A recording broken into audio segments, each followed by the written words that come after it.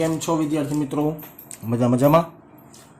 Last લેક્ચરની અંદર આપણે ચર્ચા કરી હતી તમામ પ્રકારના આલેખો વિશેની. આજે આપણે વાત કરવાની છે આપણી ટેક્સ્ટબુકના અમુક ઉદાહરણના દાખલા અને સ્વાધ્યાયના દાખલા જે આપણે ઓલરેડી બાકી છે. મોટાભાગના દાખલાઓ બેટા મેં તમને અલગ રીતે અથવા તો બહારના દાખલા કરીને એના જેવા મેં તમને ગણાવી દીધેલા છે. છતાંય ટેક્સ્ટબુકના એકવાર દાખલા થોડીક ઝડપથી આપણે જોશું, બરાબર ને? તો ખાસ આ લેક્ચર અગત્યનો.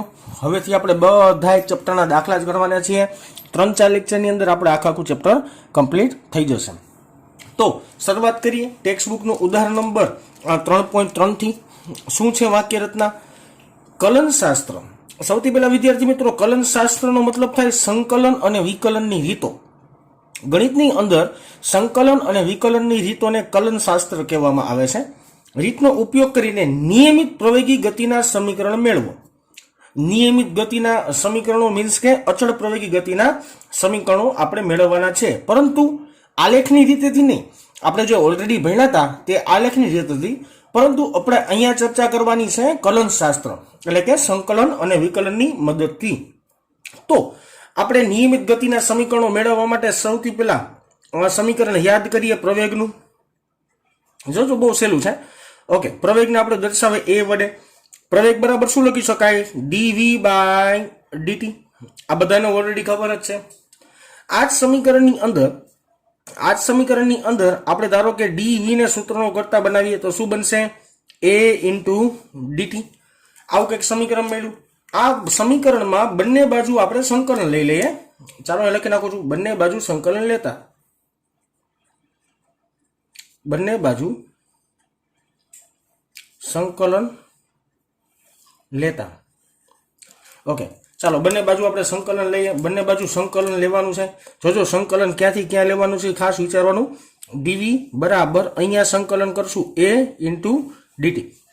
હવે મને સમજાવો dv એટલે શું છે? વેગમાં થતો ફેરફાર. તો કોઈ પણ પદાર્થનો પ્રારંભિક વેગ શું હોય? v0, અને તેનો અંતિમ વેગ શું હોય? તો કે v. તો સંકલન ક્યાંથી ક્યાં લેવું પડે? v0 થી લઈને v સીધું ને લેવું પડે. આને નિયત સંકલન પણ કહેવાય. હવે જમણી બાજુના પદમાં a કેવો છે? અચળ છે. સમજી શકાશે a કેવી રીતના અચળ છે એ વિદ્યાર્થી મિત્રો? કારણ કે નિયમિત પ્રવેગી ગતિ છે તો a કોન્સ્ટન્ટ આવશે. તો સમયનું સંકલન થશે. સમયનું સંકલન ક્યાંથી કરાય? તો કે t બરાબર 0 સમયથી t બરાબર t સમય સુધી. આવું શું કરવા જોઈએ એ સમજાવી શકાય કે કોઈ પણ પદાર્થનો પ્રારંભિક વેગ ક્યારે હોય? તો કે 0 સમયે. કોઈ પણ પદાર્થનો અંતિમ વેગ ક્યારે હોય? તો કે t સમયે. એટલે મેં આવી રીતના બંને બાજુ લિમિટ લીધેલી છે. ઓકે, સરસ. dv નું સંકલન વિદ્યાર્થી મિત્રો શું થાય? dv નું સંકલન તો કે dv નું સંકલન થશે v પ્રોપર, અને લિમિટ મૂકી દઈએ v0 થી લઈને v is equal to a તો અચળ છે એને આપણે બહાર કાઢશું. dt નું સંકલન શું થાય? dt નું સંકલન થાય t પોતે, અને એની લિમિટ શું છે? 0 થી t. સરસ. ચાલો આપણે શું કરવાનું છે આમાં? Upper limit minus lower limit. ચાલો કરીએ. અપર લિમિટ છે v માઇનસ લોઅર લિમિટ છે v0 બરાબર a એમનેમ રહેશે બેટા. એમાં કાંઈ નહીં કરવાનું. t માં upper limit t minus lower limit 0. ચાલો આનું સાદુરૂપ આપી દઈએ. સિમ્પલ સાદુરૂપ આપશો એટલે સમજાશે તમને. v બરાબર આ v0 ને આ બાજુ લઈ લઈએ છીએ. v0 વત્તા આ a ગુણ્યા t કરી નાખ્યું at. તો આ તમને સૌથી પહેલું સમીકરણ મળ્યું. કેનું સમીકરણ મળ્યું? સૌથી પહેલું સમીકરણ અચળ પ્રવેગી ગતિનું મળ્યું. v બરાબર v0 પ્લસ at. ઓકે, સરસ. ચાલો હું છે ને પેજ ઉપર લેતો જઈશ, એટલે તમે એવું હોય ને તો સ્ટાર્ટિંગમાં પહેલા લખી લેજો, એટલે આ વસ્તુ તમને ઓલરેડી સમજાતી જાય. તો એક સમીકરણ મેળવ્યું, આવી રીતના મેળવ્યું આપણે. બીજું સમીકરણ આપણે મેળવવાનું છે. એના માટે આપણે સમીકરણનો ઉપયોગ કરીએ છીએ વેગના સમીકરણનો. વેગ, હાલો વેગને આપણે કેના વડે દર્શાવ્યું? v બરાબર dx/dt. જો આ બેઝિક ઇક્વેશન છે, એટલે આ ક્યાંથી એવું પ્રશ્ન ન થવો જોઈએ, બરાબર ને? ઓકે, હવે આપણે dx ને આમાંથી સૂત્રનો ધારો કે કરતા બનાવીએ. dx is equal to v into dt. પાછું બંને બાજુ ઉપરની જે મેથડ હતી એ જ મેથડનો ઉપયોગ કરીએ આપણે. બંને બાજુ સંકલન લેતા. બંને બાજુ સંકલન લેતા. સમીકરણની બંને બાજુ આપણે સંકલન લેવાનું છે. ઓકે, સંકલન વિચારીએ. ચાલો તો સૌથી પહેલા સમીકરણમાં ડાબી બાજુ dx નું સંકલન બરાબર સમીકરણમાં જમણી બાજુ v ઇન્ટુ dt નું સંકલન.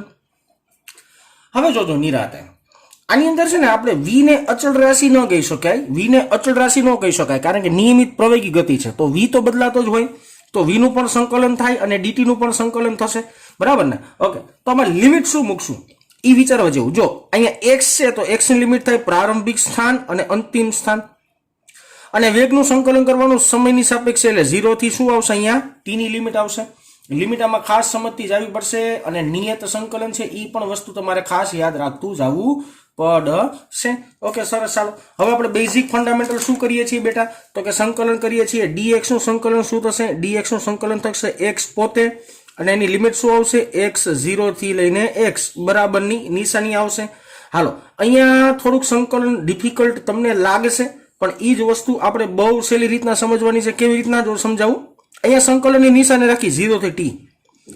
v ની બરાબર શું લખી શકાય? તો અહીં ઉપર સમીકરણ જો, v બરાબર શું લખી શકાય? v0 plus at.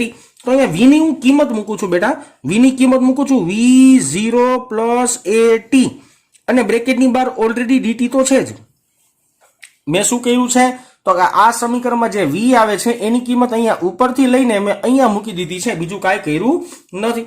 અહીંયા આપણે ડાબી બાજુના પદમાં અંતિમ માઇનસ પ્રારંભિક લિમિટ કરવાની હોય, લિમિટ કરી નાખીએ.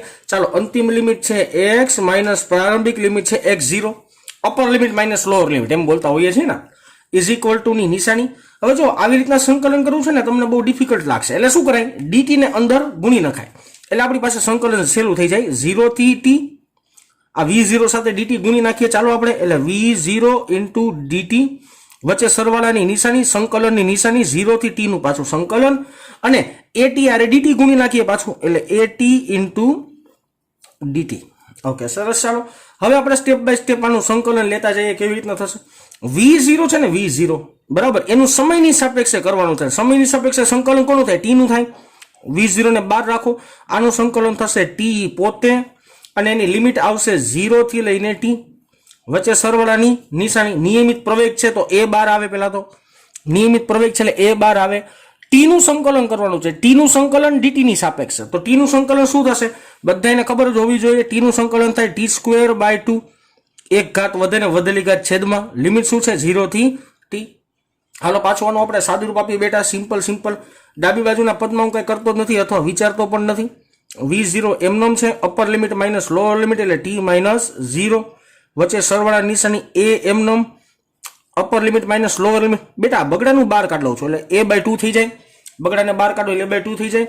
Upper limit minus lower limit, upper limit છે t² અને માઇનસ લોઅર લિમિટ થાય 0 નો વર્ગ, પણ 0 નો વર્ગ 0 જ આવશે, એટલે બુદ્ધિ નથી આપવાની. સરસ. ચાલો આને હજી આપણે પ્રોપરલી લખીએ, બે સ્ટેપ અહીં સમય જવાના છે, આને પ્રોપરલી લખીએ. ડાબી બાજુનું પદ શું હતું? x માઇનસ x0 બરાબર v0 t, આ v0 ને ગુણ નાખ્યું, પ્લસ આ a/2 છે એની જગ્યાએ 1/2 લખી નાખું, બગડાને આગળ લખો a ઇન્ટુ t², 0 નો વર્ગ તો ગુણાકારમાં આવશે ને. આને પાછું પ્રોપરલી લખીએ આપણે, તો આવી રીતના લખી શકાય x બરાબર x0 plus v0 t plus 1/2 at². તો આ મળ્યું મને અચળ પ્રવેગી ગતિ કરતા પદાર્થનું બીજું ઇક્વેશન. આપણે બેટા જે સમીકરણ જોતા હતા આલેખ પરથી, એ સમીકરણ કેવું આવતું હતું? એ સમીકરણ કેવું હતું? x બરાબર v0 t પ્લસ 1/2 at². તો અહીંયા કોઈકને પ્રશ્ન થશે એમ કે સાહેબ અહીંયા તો સમીકરણ x બરાબર x0 કેમ આવ્યું? તો કે યાદ રાખવાનું વિદ્યાર્થી મિત્રો, x બરાબર v0 t પ્લસ 1/2 at² ની અંદર x એટલે સ્થાનાંતર થાય. તો સ્થાનાંતર કેમ ગોતવાનું? અંતિમ માઇનસ પ્રારંભિક કરો એટલે સ્થાનાંતર મળી જાય. તો જોવો જી, x માઇનસ x0 અંતિમ માઇનસ પ્રારંભિક છે એટલે સ્થાનાંતર મેં આમાં મળી જાય મને, અને ઓમાં મારે સ્થાનાંતર અલગથી ગોતવું પડે અથવા તો અલગથી ઉમેરવું પડે, બરાબર ને? એ દાખલામાં આવે, બે સ્થાન આપ્યા હોય તો દાખલાકીય સમજાવી શકાય. ત્યારબાદ પાછા આપણે આગળ વધતા જાય બેટા. હજી આપણી પાસે બે સમીકરણ થયા, હજી આપણે સમીકરણો મેળવવાના જ છે. હાલો મેળવીએ. હવે આપણે પાછું એક કામ કરો, પ્રવેગના સમીકરણનો પાછો ઉપયોગ કરી નીચેથી ઉપર લખું છું એટલે સમજો તમે થોડું. પ્રવેગનું સમીકરણ છે a is equal to dv/dt. આમાં પ્રવેગનું ઇક્વેશન છે. આ સમીકરણને dv વડે ગુણીએ, સોરી એક કામ કરો, dx વડે ગુણો ને dx વડે ભાગો. a બરાબર જોજો આખી વાત dv/dx ઇન્ટુ dx/dt. મેં આ ઉપરના સમીકરણને x વડે ગુણ્યો અને dx વડે ભાગ્યો, x વડે ગુણતા અને x વડે ભાગતા. જેને નો સમજાય બાજુમાં લખી દઉં છું સિમ્પલી, x વડે ગુણતા અને ભાગતા, x વડે ગુણ્યું અને ભાંગ્યું, બે વસ્તુ મેં એકી હારે કરી નાખી છે. ઓકે બેટા, આના સાદરૂપના ફોર્મેશનમાં આપણે આગળ વધીએ. હવે તમે જોઈ શકો છો આ dx/dt ને શું કહેવાય? તો કે v કહેવાય. આમ લખાય ને, હવે a dv/dx ઇન્ટુ આ પદને શું કહેવાશે? v કહેવાશે. તો v. આમાંથી એક કામ કરો, હું એવું કરું, x વાળા પદને સામે લઈ જાઓ, x વાળા પદને સામે લઈ જાઓ તો સમીકરણ આખું શું બનશે? v ઇન્ટુ dv, એટલે આ બે પદ એમને રાખ્યા બરાબરની નિશાની, અને a ઇન્ટુ dx. આ જે સમીકરણ આવ્યું એનું બંને બાજુ આપણે શું લેશું? હવે સંકલન લેશું. બંને બાજુ સંકલન લેતા. ઓકે, બંને બાજુ આપણે સંકલન લેશું simply. Upper limit minus lower limit ઉપરથી ચાલશું. તો આનું સંકલન કરી નાખીએ આમ, v ઇન્ટુ dv બરાબર. આનું સંકલન કરીએ a ઇન્ટુ dx. હવે આપણે લિમિટ વિચારવાની છે. ડાબી બાજુ વેગ જ છે એટલે અહીંયા સંકલન થાય v0 થી લઈને v સુધીનું, અને જમણી બાજુ જો a અચળ છે એટલે સંકલન થાય dx નું. તો અહીંયા કરવું પડે x0 થી લઈને x સુધીનું સંકલન. ચાલો આનું સિમ્પલ સંકલન, v નું સંકલન શું થશે? તો કે એક ઘાત વધે અને વધેલી ઘાત છેદમાં 2 આવે બેટા. આ બગડો છે, હાલો પાછ બાજુમાં લખી દો. લિમિટ આવશે v0 થી લઈને v સુધીની લિમિટ ઇઝ ઇક્વલ ટુ નિશાની, એ તો અચળ જ છે. dx નું સંકલન શું થાય બેટા? dx નું સંકલન થાય x પોતે, અને લિમિટ શું આવે? x0 થી લઈને x. હવે શું કરવાનું આપણે? તો કે upper limit minus lower limit, simple ચાલવાનું છે. Upper limit minus lower limit એટલે કેમ લખાય? v square minus v0 square ના છેદમાં 2 બરાબર am x માઇનસ x0. ચાલો આને વ્યવસ્થિત લખીએ, બગડાને સામે જવા દે બેટા. હાલો કેવી રીતે સામે જશે? તો કે v square minus v0 square બરાબર 2a. આ બગડાને સામે લીધો છે x માઇનસ x0. તો આ મને મળ્યું અચળ પ્રવેગી ગતિનું સમીકરણ નંબર 3 આપણે આવું કંઈક ભણતા હતા. v square minus v0 square બરાબર 2ad. d એટલે ડિસ્ટન્સ જ થાય, સ્થાનાંતર જ થાય. તો અહીંયા મેં લીધો છે સ્થાનાંતરનો ફેરફાર લીધેલો છે. અને કોઈ પણ પદાર્થનું સ્થાનાંતર શોધવું હોય તો અંતિમ સ્થાન માઇનસ પ્રારંભિક સ્થાન કરો એટલે તમને સ્થાનાંતર મળી જાય. એવી રીતના મેં આમાં કેલ્ક્યુલેશન ઓલરેડી કરેલું છે. ઓકે, તો આ વાત થઈ ઉદાહરણ નંબર 3.3 વિશેની. ખૂબ જ સહેલો દાખલો હતો. આ ઘણી બધી વાર પૂછાય છે એક્ઝામની અંદર. ખાસ યાદ રાખો, કલનશાસ્ત્રની રીતથી આ મેથડ આવી રીતના શોધી શકાય. ઓકે સરસ, ચાલો ત્યારબાદ આપણે આગળ વધીએ બેટા. આજે જો પોસિબલ હોય ને બેટા, તો સૌથી પહેલા આખું બોર્ડ વર્ક અથવા તો હું તમને જે ફોટો મોકલું છું એની ઉપર આખું બોર્ડ વર્ક એકવાર લખી નાખવાનું, અને પછી તમે મારો વિડીયો જોશો ને તો વધારે તમને આઈડિયા આવશે. અત્યારમાં શું થશે, મારે દાખલો સમાતો ન હોય ને ઉપર નીચે પેજ સતત કરતું રહેવું પડે એટલે તમને પ્રશ્ન ન થાય. ત્યાર પછીનો દાખલો છે. ત્યાર પછીનો દાખલાની રકમ વાંચીએ. મેં આના જેવો દાખલો તમને ઓલરેડી ભૂતકાળમાં ગણાવી દીધેલો છે, છતાંય આપણે પાછો એકવાર દાખલો ગણીએ. આના જેવો ગણાવ્યો હતો મેં, આનો તો ગણાવ્યો બરાબર ને, એટલા માટે હું પાછો ગણાવું છું. શું છે વાક્ય રચના? એક બહુમાળી મકાનની ટોચ પરથી, એક મકાન છે એની ટોચ પરથી એક દડાને શિરોલંબ ઉધ્વ દિશામાં એક પદાર્થને ઉપર ફેંકવાનો છે. ઉપર જોજો, તમે ટોચ ઉપર અહીંયા ઊભા છો, અહીંથી દડાને તમારે ઉપર ફેંકવાનો છે. ઉધ્વ દિશામાં 20 મીટર પ્રતિ સેકન્ડની ઝડપથી ફેંકવામાં આવે છે.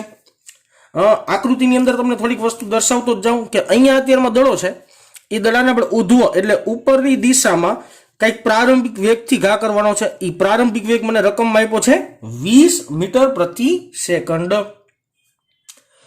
દડો જે બિંદુ એ થી ફેંકવામાં આવે છે તેની જમીનથી ઊંચાઈ 25 મીટર છે. હજી એકવાર આખી વાત વાંચજો.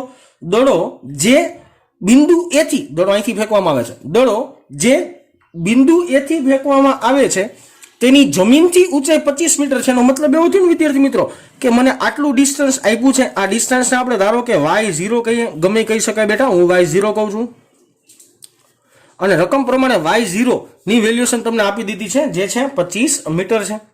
ઓકે, તો એ પ્રશ્ન, દડો કેટલી ઊંચાઈએ પહોંચશે, દડો કેટલી ઊંચાઈએ પહોંચશે તો મીન્સ શું, તો કે દડો આમ કેટલો ઉપર જશે. ઓકે, કામ કરીએ, હું આટલા જે અંતર છે આ અંતરને ધારી લઉં છું, ધારો કે આને y કહી દઉં છું. તો દડો કેટલી ઊંચાઈ જશે એટલે મતલબ એવો થયો ને મારે અહીંયા વાય શોધવાનું થયું. વાય બરાબર કેટલા એ મારે શોધવાનું થયું. ઓકે, જોજો વાય જે લીધું છે ને જમીનથી ઊંચાઈ લીધી છે. મેં જે વાય લીધું છે ને જમીનથી ઊંચાઈ લીધી છે. તો મને આકૃતિ પરથી કયો ને બેટા આટલી ઊંચાઈ કેટલી થાય? આટલી ઊંચાઈ થાય ને વાય માઇનસ વાય 0. હવે આ મારે સમજવાની જરૂર નહીં પડે.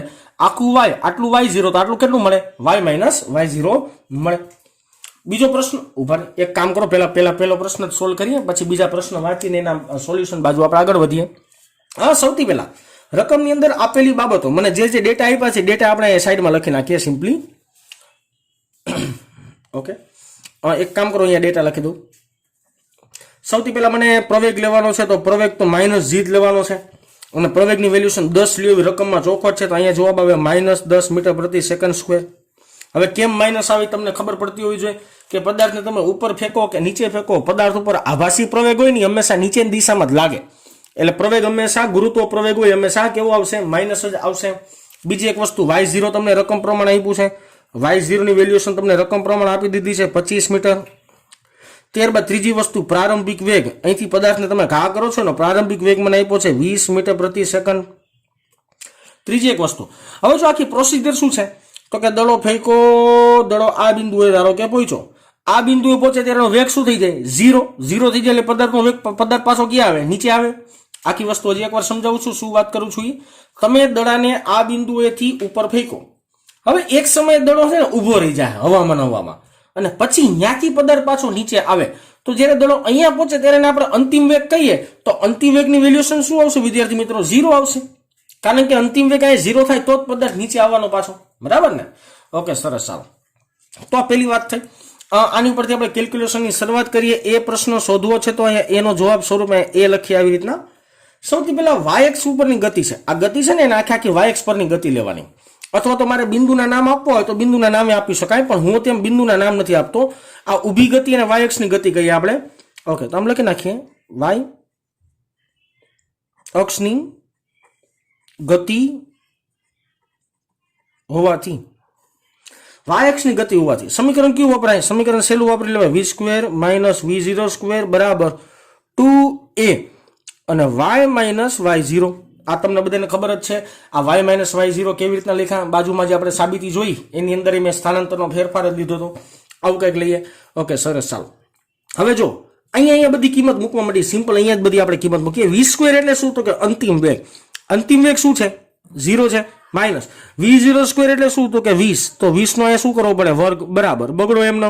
a એટલે શું? તો કે -g અને એની જગ્યાએ -10 લખીએ કે તો ડાયરેક્ટ લખી નાખો -10. y એટલે શું?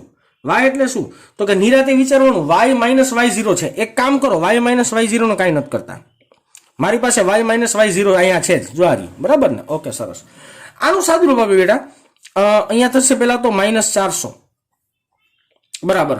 અહીંયા થશે -20 અને વધ્યું શું? y - y0.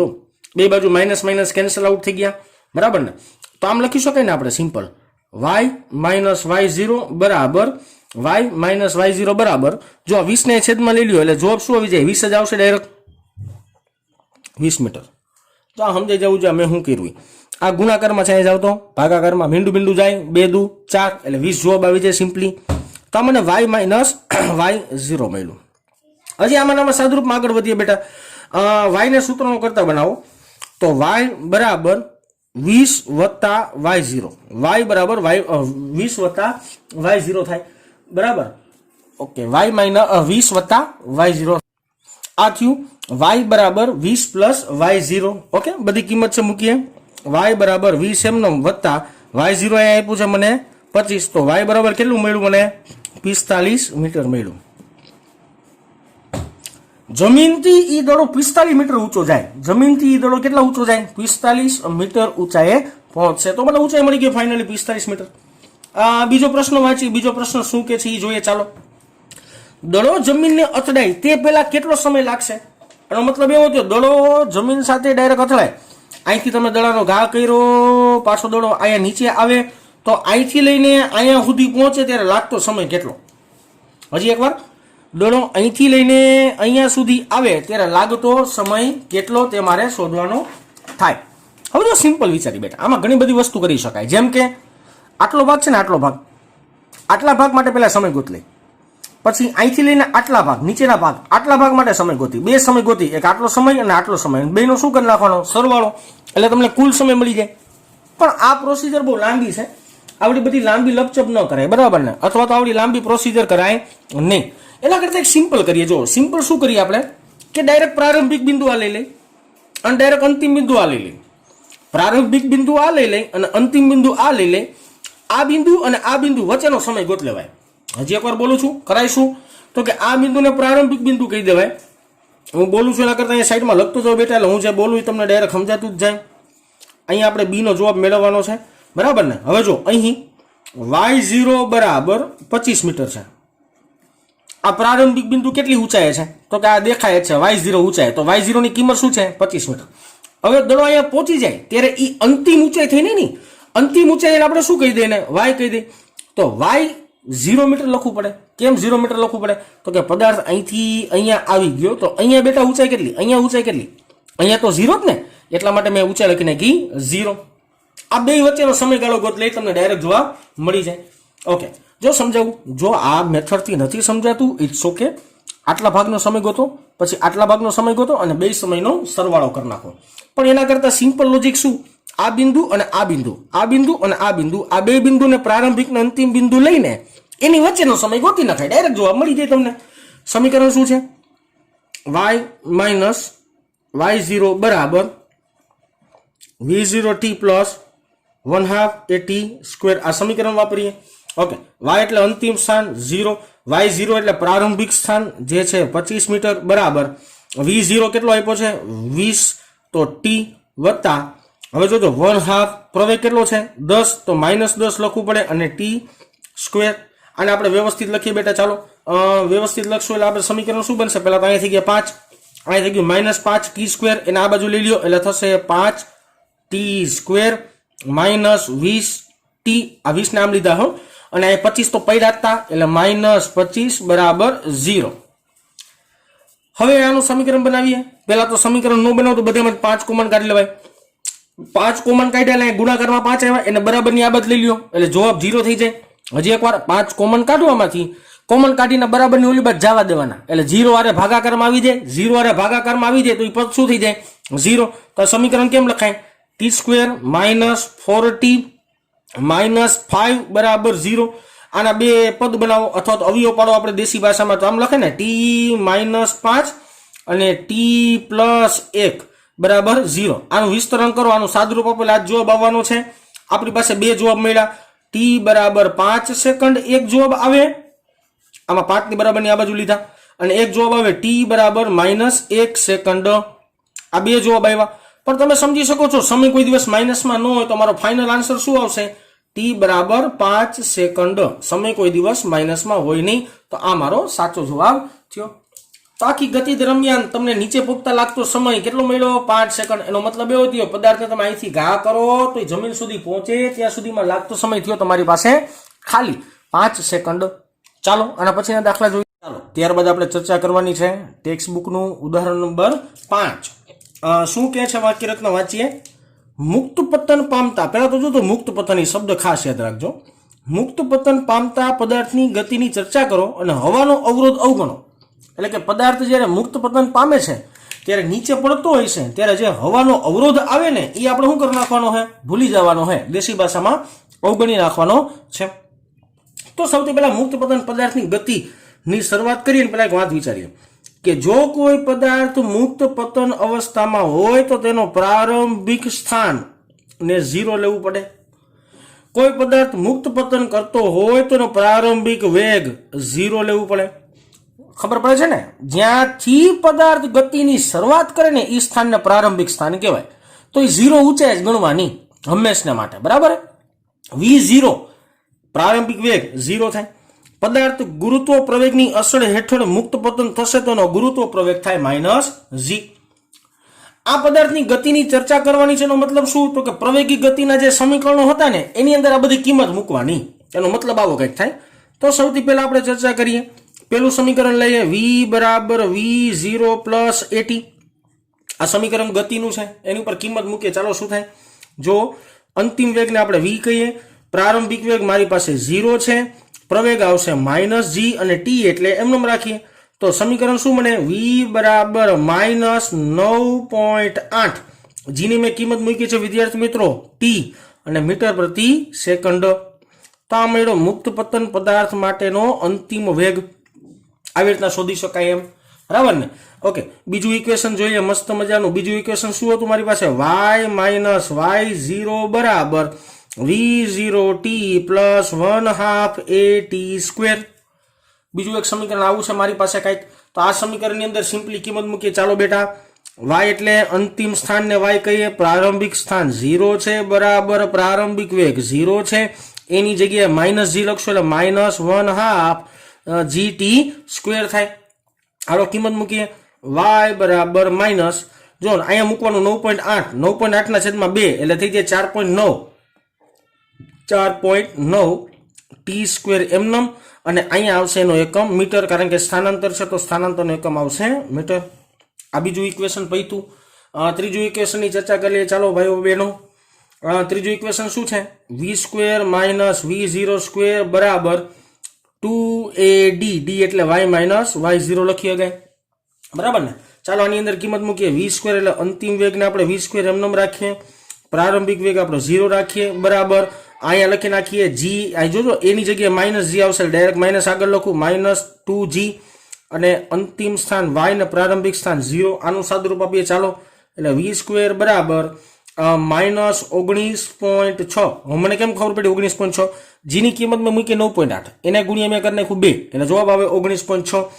y એમનેમ લખીએ અને v² છે એટલે એકમ આવશે મીટર² સેકન્ડની -2 ઓકે, સરસ. તો આ 3 સમીકરણ મળ્યા. એક કામ કરો, આની પર એક તમને ઉદાહરણ સમજાવું સિમ્પલ, એટલે સમજાય બધું શું કહેવા માંગે છે ને. આ બધું ગળે ઉતારવા માટે આપણે ઉદાહરણ લઈએ સિમ્પલી. એટલે દાખલો ગણતા હોય ત્યારે તમે આ ધારો કે ન લખો ને ફેરબુકમાં તો ચાલે, તમારી જાણકારી માટે છે. હું એમ કહું કે કોઈ પદાર્થ ગતિ કરે છે અને t બરાબર 10 સેકન્ડ બાદ, t બરાબર 10 સેકન્ડ બાદ 10 મેં શું કરવા લીધું છે? મને ગણતરી સહેલી પડે ને એટલા માટે મેં 10 લીધું છે. આની જગ્યાએ તમે કોઈ પણ સમય યુઝ કરી શકો, બરાબર ને? હું એમ કહું 10 સમય બાદ, 10 સેકન્ડ બાદ સોરી, તેનો અંતિમ વેગ મને કયો તો? તેનો અંતિમ વેગ મને કયો તો? તો અહીંયા મારે શું કરવાનું? t ની જગ્યાએ હું મૂકી દઉં ડાયરેક્ટ 10. હાલો મૂકીએ. માઇનસ અથવા તો વેગ વડે દર્શાવી તો વેગ બરાબર -9.8 અને t ની જગ્યાએ મૂકશું આપણે સિમ્પલ 10. તો v બરાબર જવાબ શું આવે? -98 મીટર પ્રતિ સેકન્ડ. આ શું મળ્યો? 10 સેકન્ડ બાદ પદાર્થનો વેગ મળ્યો. કોઈ પદાર્થ મુક્ત પતન કરે છે ત્યારે 10 સેકન્ડ બાદ તેનો અંતિમ વેગ થશે -98 મીટર પ્રતિ સેકન્ડ. માઇનસ આવવાનો મતલબ નીચેની દિશામાં પદાર્થ ગતિ કરતો હોવો જોઈએ. કોમન સેન્સ છે ને ભાઈ. મુક્ત પતનમાં પદાર્થ નીચે જ ગતિ કરે એને જ મુક્ત પતન કહેવાય. પદાર્થ ઉપર જતો એને મુક્ત પતન ન કહેવાય. આ તો બધાને સમજાતું જોઈએ. ઓકે, 10 સેકન્ડ બાદ તે જ પદાર્થે કરેલું સ્થાનાંતર મને કહો તો? સ્થાનાંતરનું સમીકરણ ક્યાં રહ્યું? જો આ રહ્યું, બરાબર ને? ઓકે, આમાં મૂકો તો કિંમત y બરાબર -4.9 અને કાઉન્સમાં 10નો વર્ગ, અહીંયા t² છે એટલે અહીં 10નો વર્ગ થશે. તો જવાબ શું આવે? y બરાબર -490 મીટર એનો જવાબ આવ્યો. તો 10 સેકન્ડ બાદ પદાર્થે કાપેલું અંતર અથવા તો પદાર્થે કરેલું સ્થાનાંતર કેટલું હશે? 490 મીટર. આ સમીકરણનો કે ઉપયોગમાં નથી આવતું, આમાં સ્થાનાંતર છે અને સ્થાનાંતર છે. સ્થાનાંતરની કિંમત મૂકો ને v² મળે તમને, એટલે અંતિમ વેગ જ થયો, એટલે એની કઈ જરૂર નથી ચર્ચામાં લેવાની. હવે કામ કરો, પદાર્થ મુક્ત પતન કરે છે ત્યારે તેના અમુક આલેખો દોરીએ આપણે. ચાલો 3 આલેખો વિચારીએ. સૌથી પહેલો આલેખ વિચારીએ પ્રવેગ વિરુદ્ધ સમયનો. પ્રવેગ વિરુદ્ધ સમયનો આલેખ. જોજો સ્કેલ વગર દોરું છું એટલે સમજી જાજો તમે, બરાબર ને? થોડું ઓકે, આડાવડો લીટો થાય તો સમજી લેવાનું એમ. આવી રીતના દોરી શકાય પ્રવેગ વિરુદ્ધ સમયનો ગ્રાફ. આ અક્ષ છે એની ઉપરથી સમય દર્શાવે છે અને આ અક્ષ છે પ્રવેગ દર્શાવે છે. પણ આ ઉગમ બિંદુ હોય ને તો આ માઇનસ ગતિ કહેવાય, એટલે માઇનસ પ્રવેગ દર્શાવે છે એમ બોલાય. હવે જો આમાં એક થોડાક આંકડા લખી નાખું. આ બિંદુએ કહી દો ધારો કે આ 10 દર્શાવે છે, આ બિંદુએ ધારો કે 5 દર્શાવે છે અને આ બિંદુ ધારો કે 0 થઈ, બરાબર? તો નિયમિત ગતિની માટેની જ વાત છે, મુક્ત પતન માટેની જ વાત છે. તો એનો પ્રવેગ શું મળે? પ્રવેગ આવી રીતના ગ્રાફ મળે. આ ગ્રાફ મળે -9.8 મીટર પ્રતિ સેકન્ડ સ્ક્વેર. આ નિયમિત પ્રવેગ કહેવાય. કેવો પ્રવેગ કહેવાય? નિયમિત પ્રવેગ કહેવાય. પદાર્થ મુક્ત પતન કરતો હોય ને તે એની પર લાગતો પ્રવેગ સમાન જ હોય. એવું ન હોય કે 10મા માળેથી પદાર્થને ઘા કર્યો તેનો પ્રવેગ 9.8 લાગ્યો પૃથ્વી દ્વારા, જ્યારે 5મા માળે આવ્યો તેની ઉપર પ્રવેગ 50 લાગવા માંડ્યો. એવું ન હોય. પૃથ્વી દ્વારા ઉત્પન્ન તો ગુરુત્વ પ્રવેગનું મૂલ્ય હંમેશા 9.8 જ હોય. એટલે ગ્રાફ સીધો આવ્યો. ઓકે, ત્યારબાદ વાત કરીએ બીજી. વેગ વિરુદ્ધ સમયનો આલેખ દોર નાખી. ચાલો, વેગ વિરુદ્ધ સમયનો આલેખ. વેગ વિરુદ્ધ સમયનો આલેખ મળશે આવી રીતના કંઈક દોરી. માઇનસમાં જ આવશે બેટા, કારણ કે પ્રવેગ ઋણ છે એટલા માટે વેગી ઋણ જ આવશે. મુક્ત પતનમાં પદાર્થ નીચે આવતો હોય, જો એમ સમજાતું હોય એમ સમજી લેવાનું. 0 એનો ગ્રાફ મળશે તમને આવો સ્ટ્રેટ. એનો મતલબ એવો થયો કે સમય સાથે સમાન વેગમાં વધારો થાય છે. પદાર્થ મુક્ત પતન કરતો હોય ને તો 1 સેકન્ડે જેટલો વેગ વધે ને બીજી સેકન્ડે એટલો જ વેગ વધે, ત્રીજી સેકન્ડે એટલો જ વેગ વધે. સમાન વેગ વધતો હોય એટલે ગ્રાફ આવો આવશે. ત્રીજી વાત કરીએ સ્થાન વિરુદ્ધ સમયનો. અહીંયા લખું છું વાય વિરુદ્ધ સમયનો ગ્રાફ આલેખ. ઓકે, વાય વિરુદ્ધ સમયનો આલેખ દોરીએ તો આલેખ કેવો મળે બેટા તમને? આવો કંઈક મળશે. હું દોરું છું. નેગેટિવ જ આવે બેટા. મુક્ત પતનનો ગ્રાફ બધે નેગેટિવ જ આવશે. નેગેટિવ આવે એટલા માટે આ ચરણમાં આપણે દોરતા હોય ટી, અને અહીંયા થશે -y. એનો ગ્રાફ મળે બેટા આવો કંઈક તમને. થોડો વક્ર મળે આવી રીતના નીચે ઉતરતો. વક્ર શું દર્શાવે છે જો એ સમજાવું ખાસ તો તમને. સ્ટાર્ટિંગમાં સમયમાં સ્થાનાંતર ઓછું છે, જેમ જેમ આગળ સમયમાં જશો ને તેમ સ્થાનાંતર વધતું જશે. એટલા માટે ગ્રાફ કેવો આવે? આવી રીતના વળાંકવાળો આવશે. બરાબર ને? અને એવું સમજી શકાય કે વેગ સમય સાથે સરખો રહેતો હોય ને તો આમાં સાહેબ સમય સાથે કાપવામાં આવતું અંતર કેવું થાય? વધતું જાય. જો આટલા સમય માટે આ સ્ટાર્ટિંગના સમય માટે જે અંતર હોય ને પછી સમય વધ્યો ને તો સ્થાનાંતરી વધે, સમય વધે ને તો સ્થાનાંતરી વધે. એટલા માટે ગ્રાફ આવો આવે. કેવા? નિયમિત પ્રવેગી ગતિ માટે. તો આ થયું તમારું ટેક્સ્ટબુકનું ઉદાહરણ નંબર 3.5. બાજુમાં મેં ઉદાહરણ ઓલરેડી લખ્યું છે, પણ આ વિડીયોમાં નહીં, એના પછીના વિડીયોમાં લઈએ. બરાબર ને? તો ઓકે બેટા, આજે અહીંયા સુધી રાખીએ.